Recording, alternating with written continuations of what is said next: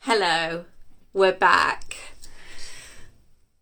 Sindhu could have, I don't think, maybe she's not done a live in a while. So I told her to click on my face. Hopefully that's good advice. Click on my face.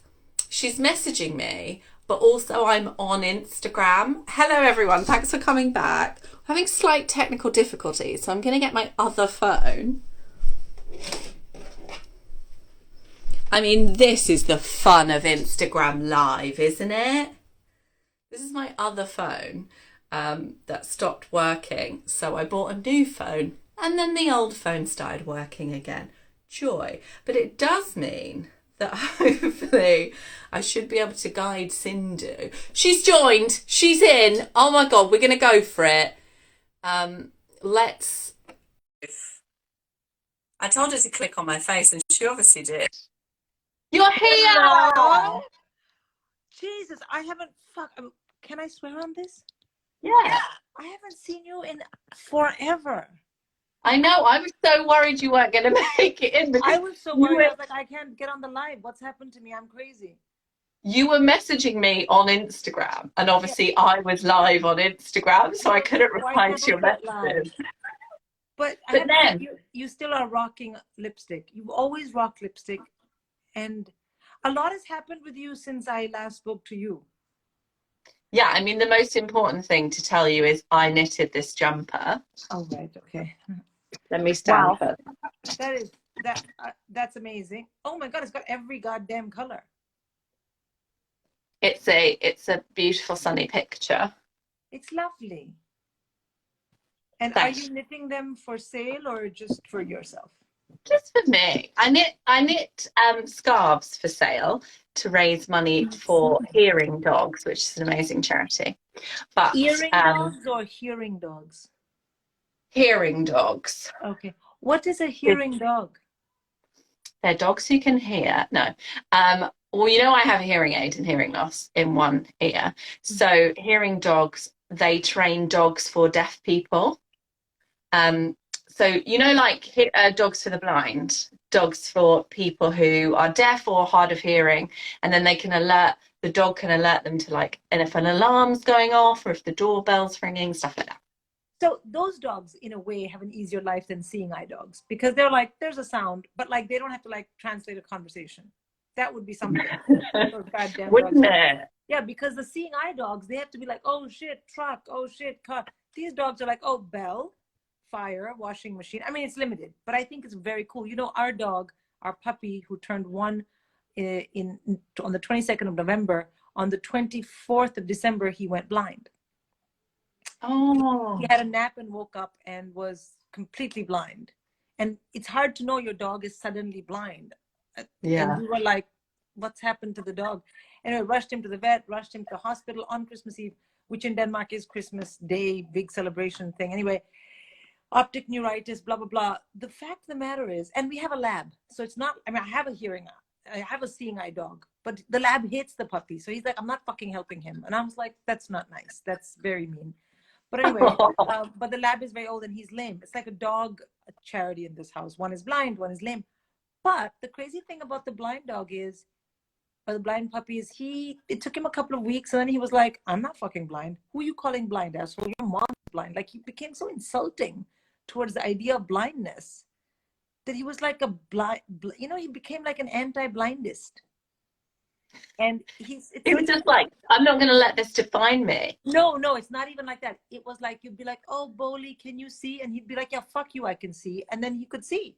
I mean, not with his eyes, but he was like, I just choose not to use my eyes. It's like, all right. He completely runs up and down the stairs, jumps on the sofa, has a great time, blind as a bat, but extremely aggressive about being told that he's blind. Wow. Yeah, A swearing lots dog. of swearing, lots of like giving you a look, which is like, no, you go fuck yourself. Like, that's his vibe. It's like, all right. Only if the blind thing is coming up. Otherwise, he's very cute. I feel like your puppy has my post-divorce energy. Like, yeah, fuck you. What? Yeah. Uh-huh. Running up and down the stairs in leopard print. Love it. People are saying that we're both wearing great. Oh, Sarah Keyworth. Hi, Sarah Keyworth is saying that we're both Keywords. wearing great knitwear. Hi. Because you got, did you knit that yourself, Sindhu, your hat? Dude, 2017 August in Edinburgh, it was so cold. I bought a fucking wool hat. This is from Well, the you need, from a, come on. It's the year of lockdowns. You need to learn, you need to knit your next hat. I mean, look, yeah, there's the sun, one of my there's kids, she grass, wants to knit and she got the knitting sticks and all that. Knitting, what are they called? the knitting stick, Those, those things. knitting needles. Needles. Yeah. By the way, I will tell you, I did knit because from the age of 12, my mother was like, you have to get married, you have no skills. So she taught me to cook. She taught me to knit. I knitted my dad a wallet. Yeah. Wow. I knitted him a little wallet. That's a bit left field for knitting, but I love it. Yeah, because he was the parent I liked at that time. I mean, I still like him, but then I learned to love mommy a lot. But at the time, I was like, oh, she's so awful. I'm not knitting her anything. And I knew that no matter what I knitted, he'd be like, this is the best knitting in the world. And so I knitted him a wallet, and he would put change in it, and it would just become like a sock. But he would still keep it in his pocket. And so I did learn to knit, but it was under a lot of duress. Mommy coming in and out of the room and saying, "What a stupid sweater," and leaving. I'd be like, "It's a wallet." Anyway. Well, someone just asked me if this was a pattern. This is based on Laura Ashton Designs basic jumper pattern, and then I've added the embellishments But it's in case amazing. for any The of the sleeves knitting and all pattern. and everything. They're too, actually, I knitted the sleeves too long, but it's created this sort of, so it's fine. But my gran taught me to knit. So my Irish gran, who was very much like, you need to sort your life out, get married and get some skills. She taught me to knit. And the first thing I knitted was like a big shawl for her, no, or a scarf for her. And I gave it to her and I hoped that she would be like your dad and be like, oh my God, this is the best thing ever. And she straight away pointed out all the missed stitches I'd done. Exactly. And that was my gran, and I loved her for it. Yeah. So we're not here to talk about knitting, surprisingly. We can. We're allowed. But lots of people are asking about knitted underwear. Sure. No. That would be very sweaty, actually. Well, wouldn't it just be a bit itchy and scratchy as well? Well, I use very soft merino wool. But still, so I think it'd be quite cushiony on your tush, which I think would be nice. But the sweat with it. I don't know if I suppose in the summer. I mean, in the winter, I'm Indian. I'm not sweating in this weather. Are you mad? It's 2 degrees. No one's sweating. Well, yeah, but then you put the heating up in your house. Oh no, you must sweat from the bum at some point, not in summer. What about when you do a workout? When I do a workout, but typically when I do workouts, that's when I would not wear my merino panties. If I had merino panties, I wouldn't wear them during my workout. I would. Would you wear pants, or are you more of a commando workout gal? No. You know how you have those shorts that have kind of an underwear situation in them? When I wear shorts, I just kind of wear can I just be honest? It depends what I've remembered to do in the morning before going to the school run, which now is not an issue, but I'm not working out. So it's really not an issue in any way, shape or form. But sometimes in the morning when the kids were little, it would be dark and I would just be grabbing stuff. And it sounds like I sleep without underwear, which is not, I suppose I did for a while. I don't know. Let's just I was talking about this the other day with Deborah Francis White, and she said that, do you remember when we were younger and we were told that you shouldn't wear pants in bed because you have to let your vagina breathe? And I remember being told that. Were you told that? No, mommy never gave us reasons. She would say like, mommy would just say, wear the pajama and don't wear underwear. And if you do, I'll give you a tight slap. You just like, okay, I'm not in here for tight slaps, man. So she never gave us reasons. But she used to say, because there was a big thing in India about if you were well off, you wore like material that wasn't pure cotton. You wore like these fancy synthetic underwears, and my mother was not up for that. So she would always make us wear these white cotton underpants, which were kind of not fancy, not posh. Like basic M&S. Basic M&S, but also even very bloomery type, very big. And I remember once my sister said to her that I don't want to wear these underwears. I want to wear, the other underwears. And my mother said, well, you won't want to wear either when I make you wear them on your head to school. which I have to say is such a weird thing. But then everyone dropped the underwear thing, so fine, fuck it, man. It worked. She knew what worked. She's down. Um, Someone is saying she's downing whiskey and talking shit. What? I'm sure well, she's downing whiskey. I think that's my influence, the talking shit. Sorry, No, because I this is love the to talk Boss shit. Club. I love to This talk is shit. the Boss Club. And look, someone else has said she's so funny. So there you go, swings and roundabouts. This is the Boss Club, and I got you on because I think you're a boss and you're bossing life. So I just wanted to talk about what bossing life means to you. And do you ever think, yeah, I'm bossing this, I'm owning it? Um, so I'm not gonna be funny now. I'm gonna tell you the truth. Yes. So I think two different things. One is I was the youngest at home, and if you've picked up from the kind of ways I've described my mom, I I was just not raised to think that anyone gave a shit about what I was saying. I was the youngest. It was like I'd open my mouth, they say, shut up. I say, okay, fine. Like it was just so I never feel like a boss. But in me, I have a huge desire to be heard. So sometimes I'm very aggressively wanting to be in charge. So it comes across as insane. There's no reason to be so aggressive, but I like bring all the aggression. And everyone in the family is like, fine, it's like, dude, just do it, right? That's one thing. In terms of owning things, I have, as I've gotten older, I realized that one of the great ways in which I've been a boss is I've owned my shit. I have I have a lot of compassion for myself and my girlfriends about shame. And I think the thing with shame is, yeah, fuck you, I have shame. And once you do that, a lot of stuff just falls off. And then you're not necessarily a boss, but I think you have more boss energy. Boss energy is really about being in the room, being like, yeah, here I am. And I think that comes from owning your shit. I really liked the eyebrow raise after you said, here I am. It was like the punctuation for that comment. It made it. Here I am. Exactly, exactly. And I think that's the thing is once you can say that for yourself, then you sort of people think, oh, you're such a boss, and you may not be, and you may not have a history of being a boss. But when I hear the term she's a boss or she, I always think it's a woman who is able to accept that she's that she has terrible thoughts about things, and that she might not have been always very nice, and she might have gossiped to her best girlfriends about each other and stuff like that. But then you think, oh well, and you're always trying to just be like, yeah, I did that, and I'm still okay with it. What can I say? I like that. People are in the comments are saying that shame is a big part of Indian culture and what bossy being called bossy means. But I remember when I was growing up, I was called bossy a lot, like by my sister and my school friends and their parents. And I guess, at the time it was like a bad thing. Whereas now I'm a self-employed person, so I am literally the boss of my business. And, speaking out and talking is basically my job. So yeah, I'm bossy, deal with it. But I Yeah. remember, Did you feel feeling bad when they sad. said you were bossy? Sorry. Did you feel bad when they said you were bossy?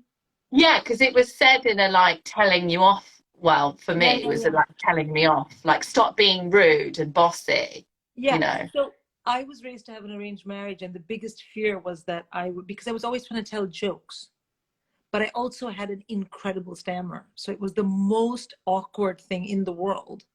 I'd be like trying to tell a joke and be stammering. My mother was like, son of a bitch, who's going to marry this girl? When I was 8, my mother was to be like, don't tell so many jokes and you're doing huck, huck, huck. Don't, and you're so tall. Oh God, who will marry you? I was like 9. I was like, oh. So I was raised to have an arranged marriage. And in that, the biggest thing was that girls should be demure. And to be demure was to be not bossy. However, the expectation was that the moment you got married, you would somehow be able to boss your husband, but in a really demure way. So your mother-in-law liked you, but you were really the boss. I mean, it is fucking impossible to meet those standards. So I think for me, and I was very good at fulfilling the don't be bossy, because no one listened to what I was saying. I swear to God, my whole life, people like in my house, I'd be doing something like homework, and someone would come and say, we have to go, get in the car. And I'd be like, but I'm doing homework. They'd be like, so? Like, okay, where are we going? Shut up. Okay. Just sit in the car. Who knows what's happening? No one ever told me shit. But I then went on to do, I came here to study, and I always carried in me this idea that if I was bossy, then I would be unattractive. So what I did was, I think I tried to compensate for that, because I did want to be in charge in some ways, and I compensated for that by by having, a very overdeveloped vocabulary, like in a way that I would say things like, oh, that's very serendipitous. People are like, what? What do you mean? Like, I use big fucking words for no good reason. But the other thing is, I started to, because I was embarrassed about the thing that makes us shameful is how we think others are seeing us. We want to look the way we think others want us to look. That's so I thought if people think I'm bossy, then they won't like me, and then I'll be unattractive. So I tried to do it in other ways, by having more information or more knowledge, or, and by being coy. And I stopped doing that. And I think part of the reason I stopped doing that is because it was very tied up with boys. Like, I would try that, and then the boy I liked, who I was trying to impress, wouldn't even notice I was in the room. And after like the 5th failed attempt at some boy or the other across a period of 6 years, I was like, fuck this, it's not worth it, god damn it. And I started drinking. And when I started drinking, I really wasn't in charge of, I started drinking, and I drank like an idiot when I started. I was 26, 27, I drank like a teenager. So I wasn't then so much in charge, but it felt very good to just say what I wanted. So basically what I'm saying is, if it wasn't for men and alcohol, I wouldn't seem confident. That's what I'm saying. Sure. No, I think that's so true though, is, when you are a teenager, and also when you're brought up to be like, the route for me is to find a man and marry them and then have a home, and I was brought up Irish Catholic, so that was the trajectory. So you are really tied up with boys, and you're like, oh right, so boys don't want me to be bossy, and I need to be pretty, but I need to not show that I think I'm pretty.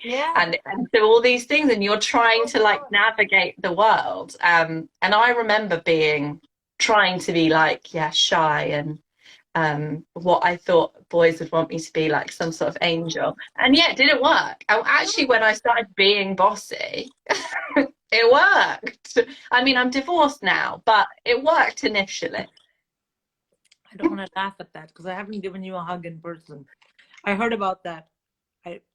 I was aware, and then I heard about it, and I was like, oh no. But we don't have to talk about our Insta Live, I think. No, well, I have a whole podcast about it now.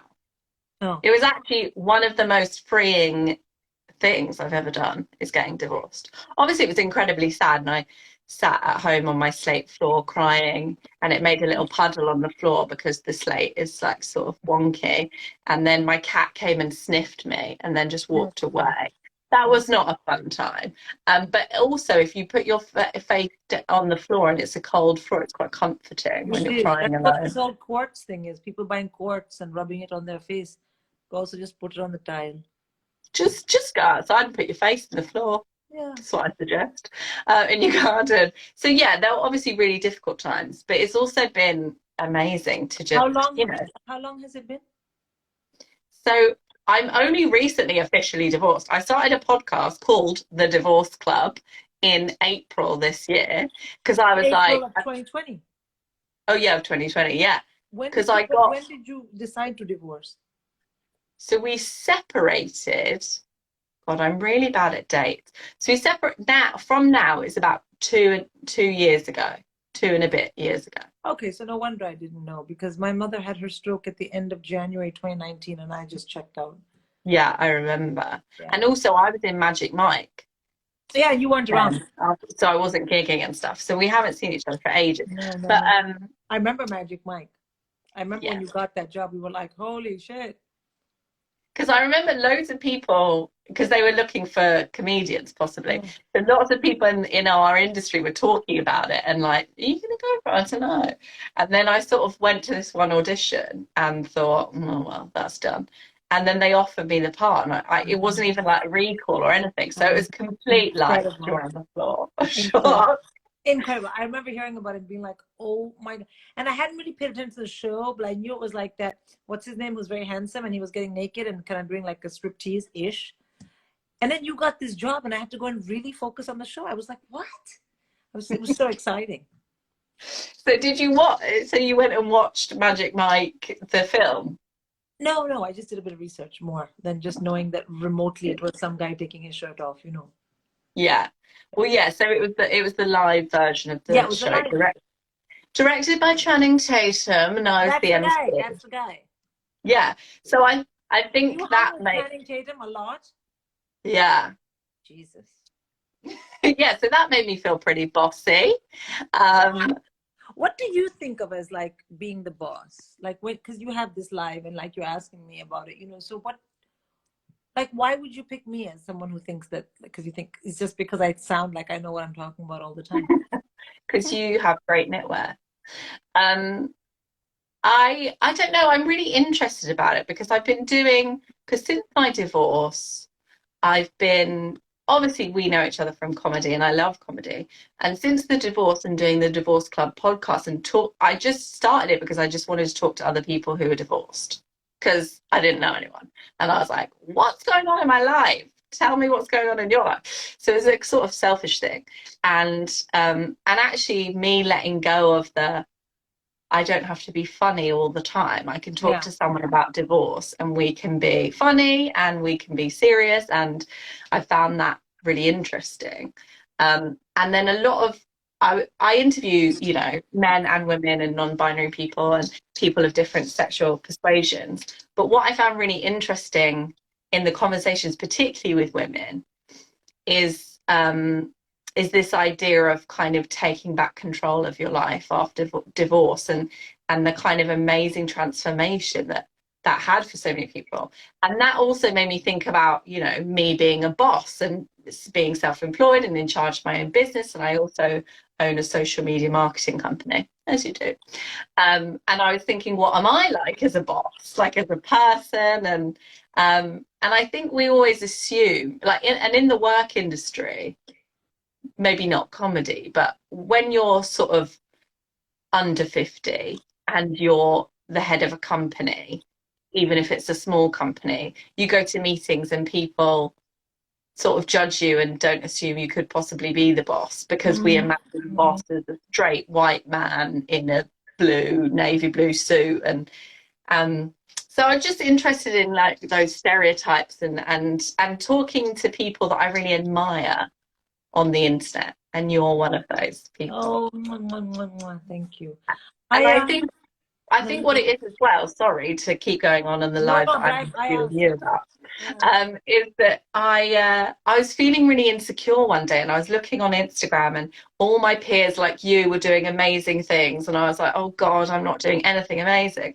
And then I put that on Instagram, to be honest, and I was like, look, I feel like I'm doing crap and everyone else is doing amazing. And then someone, I won't say who it is because I don't know if she wants me to, but another female comedian got in touch and was like, oh my God, I was just looking at your Instagram thinking that you're doing amazing and I'm not. Um, There you go. and There you go. and so I think these conversations are really important because I think you're doing amazing.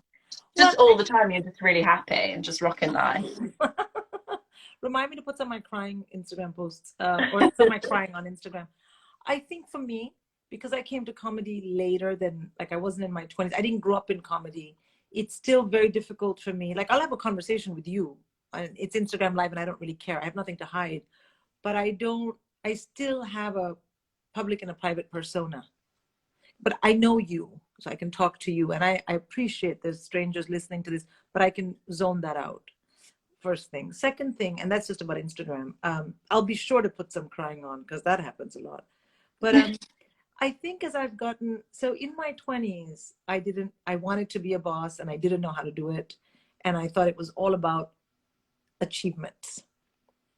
So the right degree, the right job, a good husband, settle down, or even if not a good husband, a good partner. I was so convinced that no one would pick me on their own, and I chose not to have an arranged marriage. Finally, I told my mother, I'm not having an arranged marriage. She said, I don't mind if you're lesbian. I don't mind. I'm like, no, I'm not lesbian. I just stop howling, shouting. I don't, just shouting in the middle of the street. I don't mind if you're lesbian. I'm like, dude, take it down a notch. That's not why I don't want to have an arranged marriage. I can find you one other Mrs. I said, to stop it. She used to always say, I don't mind if the wedding is Mrs. and Mrs. Okay. I'm like, no, I am not gay. In my 20s, it was like that. In my 30s, I had children and I forgot about boss. But you are the boss of your kids. And as an Indian mother, I'm certainly the fucking boss of my kids. And I think the hard thing for me in the West was everyone was like wanted their kids to like them, or they were. And I was like, what? These are my kids. Like, I love them and they love me. They don't have a choice. Like, have you ever met someone who has issues with their mother? They are fucked up. Because your mother is that fundamental thing. So whether my kids like it or not, no matter what kind of witch I am, they have to love me. They don't have a choice. So I didn't have all that conflict. So I kind of was their boss. But what I was not was in my 30s a boss of myself. And that was a mistake. But I don't know if I could have avoided it. I was married outside my culture by choice. I'd left my career. I was with my children. In order to sort of make sense of how they were being raised, both internally to this family, because their dad is not Indian, and external culturally, the teachers and the way that stuff was, I became very like this with them all the time. At least they should have the values that I had. But I was not the boss of me. I had no idea. And like, you own a company. Say that there was a part of the company you had no fucking idea what was happening. It wouldn't work beyond a point. So that was my 30s. In my 40s, I spent half extremely furious. And I came to comedy with that fury. I was very furious because I had lost I didn't know if you're not the boss of you, a lot of toxic stuff builds up. And if you're not the boss of you, if you can't walk into a meeting and say, I'm Sam Baines, I own this company, no one else is going to think that. So if you're not the boss of you, no one thinks they need to give you any time, And it's not your children's job. They're just busy being kids.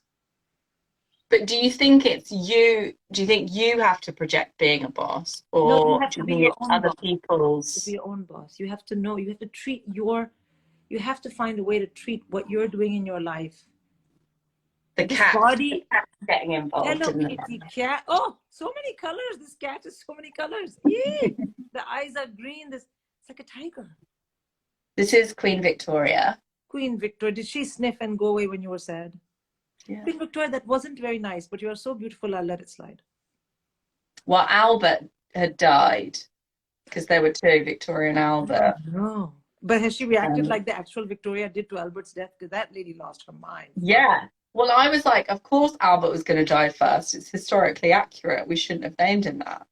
But she's still in a period of mourning and she acts like a queen. But there we go. I do like her though. I do like her a lot. She's got like that. She's got serious feline energy, man. Shit. And I'm a dog person. I'm actually scared of her from here. Look at the eyeliner she's got going. Oh, she's over it. She's like, fuck you and your weird Indian friend. I'm out. She's the real boss of it. Yes, you can see. You can see. But what I meant about the being boss of yourself is this body is my vehicle. This mind is for me. I'm really here for myself. But we don't realize that because we love externally. We love our spouses, our partners, our children, our parents, especially women. We play these roles and they're not faults. We love externally, and then to love internally is really, really a hard lesson. And I came into comedy with an inordinate amount of fury. And because comedy is my home, and by the grace of God, I found it in this life, it became a process for me to realize what kind of attention I needed to give myself, what kind of boss of myself I had to become. And that can be a little difficult because people are not used to that around you. And they're like, wait, what? And you're like, yeah, actually. And that's been interesting. And I think that's also been the reason why I've had so much creative joy, because I've learned to build up some walls around this thing and say, no, this is Sindhu. And that's being the boss of you. You know what I mean? You have a company. You wouldn't let anyone just walk into your company and take a shit on the desk, would you? No. I You'd mean, call I don't security. pay for desk space, but Okay, but figuratively, yeah. Sam, go with me here. Okay, as a metaphor. Yeah. So I think that becoming a boss of myself has been a process, and the things that I thought would make me boss like have changed. But that's life, isn't it? You Yeah. know, And it, if my 10-year-old thought about the world the way I do, she would not get up in the morning, would she? She's 10. So yeah, so I think the boss thing has changed. And I'm very, very competitive. And I think the real thing I've had to work on in 2020, maybe 2019, 2020, I don't know what I worked on because I had a very weird year. I've learned, and this is in boss terms, I've learned to be comfortable with the idea that there's enough for everybody. There's enough comedy to go around. There's enough good skin to go around. There's enough good hair. I don't have to see my friend's great hair and immediately feel like I don't have great hair. It is the end of the world. I mean, that, first of all, just can be established. I'm very vain and very shallow. I own it. So for me, it's been a real trip to come out of that and be like, there's enough. And when you can say that there's enough for everyone, that's another angle of feeling like a boss, because you don't walk around with that insecurity all the time. I mean, okay, not all the time, sometimes, I but think not it's a all the good time. way to get rid of career anger as well, isn't it? It's like I'm in competition with myself. So I want to be better me at comedy and better me at my job, Yeah, not against other people. yeah, and there's enough comedy to go around. Like I often say to myself, Sindhu, there's literally as many eyes and ears as there are in the world is that many kinds of comedy. So calm the fuck down. But it's not like I've never been competitive towards any one particular comic. I've been competitive more like, why don't I yet have this? Why haven't I done this? Why didn't I get this casting? And then I'm like, dude, and so got that casting. It's not even that I could have got that casting because like that person is a dude, but it's the idea that I'm not, and I've just stopped that. Like I've gotten better at It's stopping. so nice for me to hear that you also feel this, because I would say that you're like doing really well and being I really know people. successful in comedy. But I think it's so good to say these things out loud because it's like no matter what stage you get to, I remember when I trained to be an actor and I thought the moment I get to say one line on television, I'm going to be happy. And then I said one line on television and I was like, the moment I get to do a whole scene, and then it just keeps going and you never look back and go, oh, I'm doing Yeah. really well, actually. Well, and I'm By the saying, way, people are saying that they could listen to you for days. blah, blah, blah, blah, blah. Thank you. I just also want to say one thing, and I read this in a book because in March 2020 I got corona, but really badly. Yeah, I Like remember seeing on really your. fucking badly. And so like it was bad because I've never been sick like that. I've never been afraid. I couldn't breathe. I was like, what is happening? And of course, I was like, no, no, no. I'm grateful for everything. I never like it's fine, it's fine, it's fine, it's fine. Like anything. Like I was like, God, please, I don't know. I'm sorry, I'm sorry. I thought it was like some big punishment for having been an ingrate. Um, I mean, the kinds of things God, because I'm a Hindu, I believe in God. I sometimes think the things he or she has to hear from me. The amount of fucking moaning and then begging. I mean, they must have an earache. Like, shut the fuck up. Anyway, um, so I read a By the book way, then. Emily Lloyd Saney says I love she's her. sorry for getting all your parts. Stop going on about Tell her to shut the fuck up. Emily, shut the fuck up. I love you. it. um, so I read a book, and in that book there was very few sentences. It was one of those self-help. It wasn't self-help. It was something about. It's the first time I read a book on manifesting. Oh God! I mean, after I tried to manifest all kinds of things, nothing has manifested, but that's fine. But in that book, there was one thing that really got to me, and it was this. It said, if you do not learn to acknowledge your achievements, you're always not in the moment because you're thinking either regret or what you should be doing. So you're in the past or the future, which are neither really ever there. One is gone and one is not there yet. So you're never in the present. And I had become so afraid after Corona of like not having life and not seeing my children that I was trying to find ways to stay present. And it was like, well, if you could acknowledge your achievements, you'd stay present. I was like, fine, because it's not like me to acknowledge my achievements. So I took out a piece of paper and I literally wrote down things that I had, like I wrote down Apollo. I literally started from small stuff, bigger stuff, bigger stuff. And I think in some ways that instead of, it certainly didn't make me arrogant, but it certainly, what it did was it kind of, it settled me. It settled me down. I thought, okay. And I think that's very boss-like, you know? I also want to say about one thing. I am very much the boss in the house with the Good. kids. And one of the ways I do that is by at all times wearing a beanie in the house. This is the COVID situation, right? Now we're all at home. I can't let them think that just because we're all at home. No. So what I do is I wear a beanie. I also wear matching pajamas at all times, as you can see. I love that. Shout out to Desmond and Dempsey. Great pajamas. It's like a uniform. I have 4 different ones. They wash and rotate. Wear a beanie. Wear a scarf. Looks like I could go out at any point. They don't know where I'm going. Anything's possible. Jeopardy levels are up at all times, keeping them on their toes. And also once in a while, I'll just look up from what I'm doing and go, hey! And then go back to my work. They don't know why I'm saying it. Everyone, all the kids are like, right, anything is possible with this lady. So that's how I keep the boss level up. I like that. I live alone, but sometimes no, I you do don't. look You've up got and Queen Victoria. I've got Queen Victoria, and I am definitely not the boss of our No, I household. could tell that already. I could tell. She came, Yeah, she was like, she this is is. the most boring Insta shit. She's like, "What are you doing? Pay me attention. I'm bored." Bye. Yeah, she meows at me, and I'm like, "What? What do you need? Shall I hold you? Shall I feed you? Do you want to go outside? But you don't She's like the like, you snow." I'm figure the it out. worst mum. You figure it out, she says. Yeah, Yeah. I am the most needy cat mum in the Well, world. she's the boss. I'm sorry, Sam. She is your boss. Yeah. But I think, do you ever find that by the way, lots of people think you should write a book based on the advice that you've just given, and I totally agree. Writing is the extreme, to sit down and write. It takes a very long. My children's book was 20,000 words, which came out last year. Oh, And yeah, you know I have a book. I shall show you the book. you shall indeed. Where is this book? Oh, yes, of course. It's a sciencey book.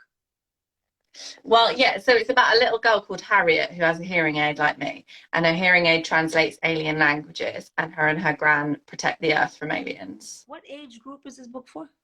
6 to 12. Okay, well, I've got one that could fit right in there. I shall Yeah, send her one, and I'll tell her that you wrote it. I'll send you one. I'll sign it. You need sales. Oh, okay. No, buy one. I'll buy one. Thanks. But I wrote this as 20,000 words for a children's book, and it's got illustrations and stuff. That is long. An adult's book is like 80,000 words. That's why people say, please write a book. I'm like, you know what? Please just write it. I could say a book.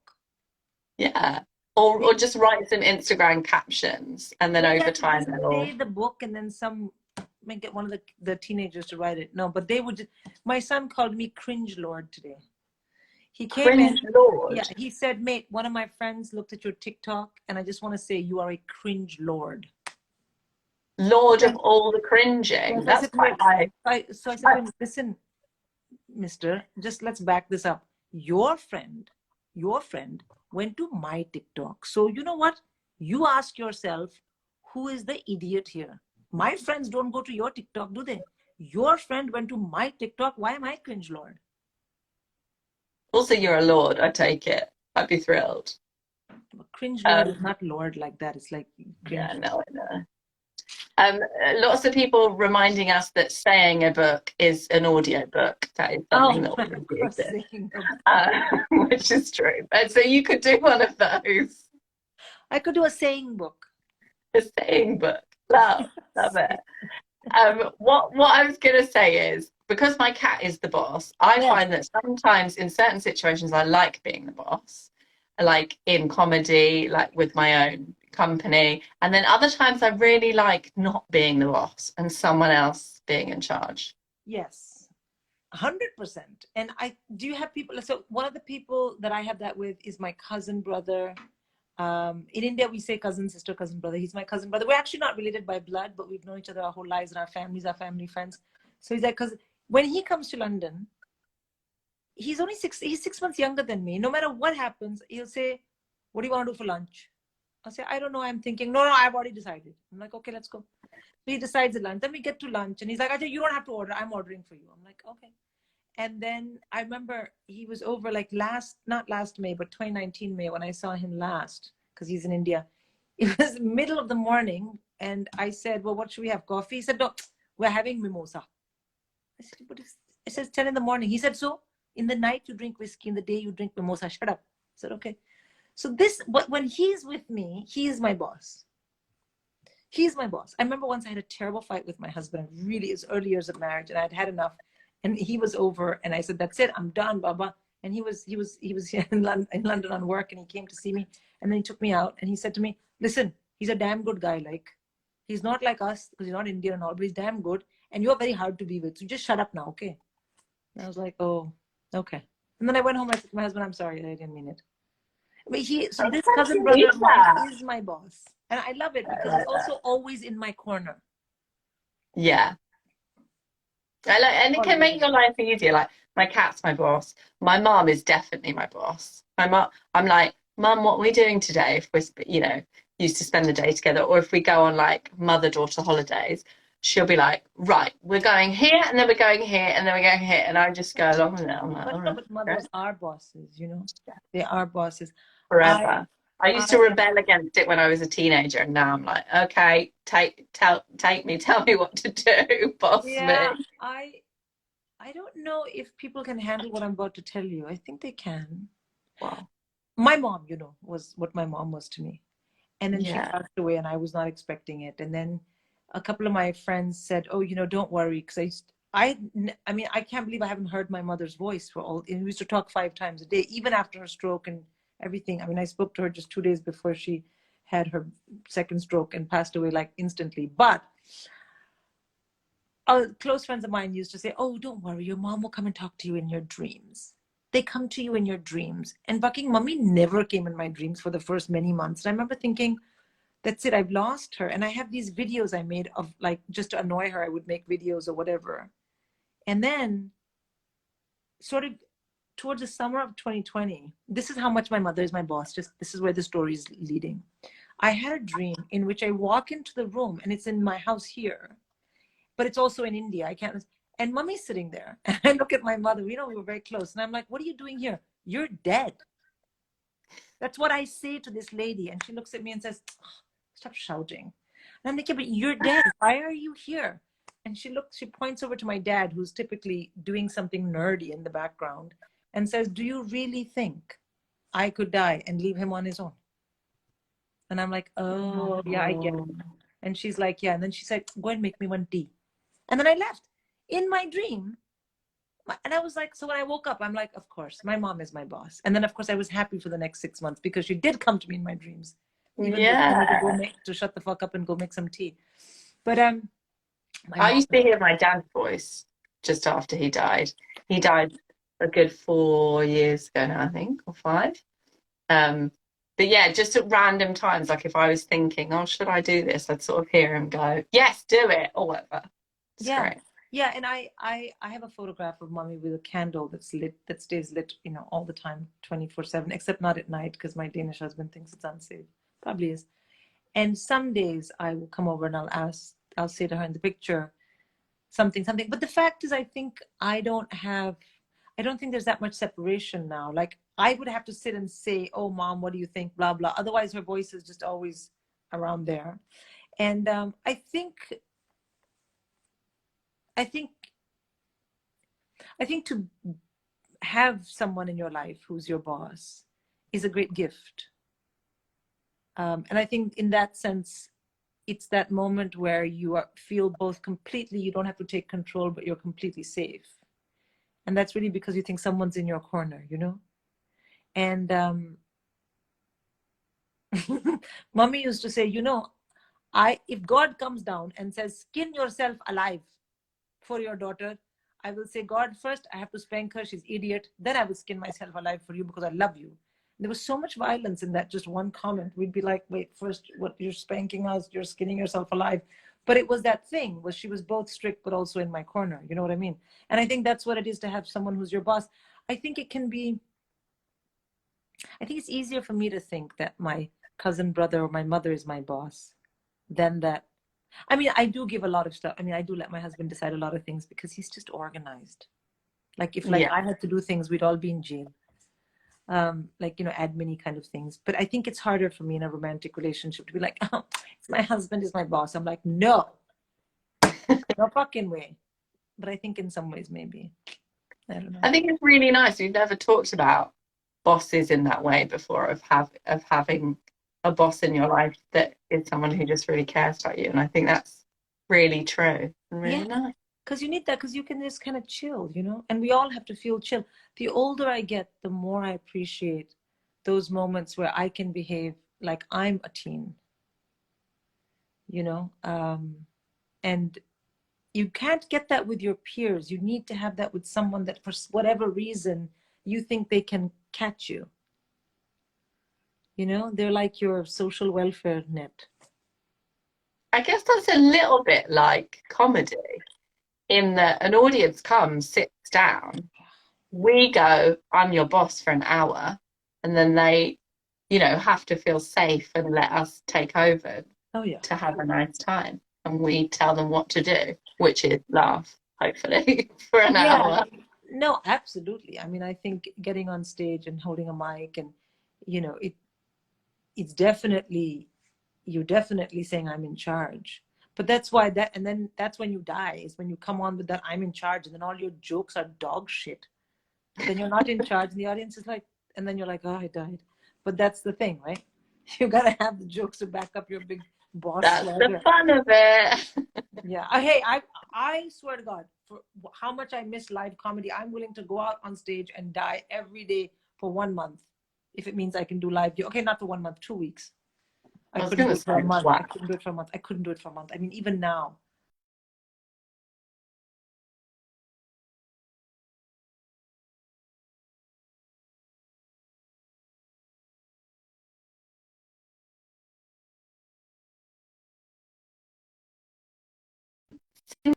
Thank you so much.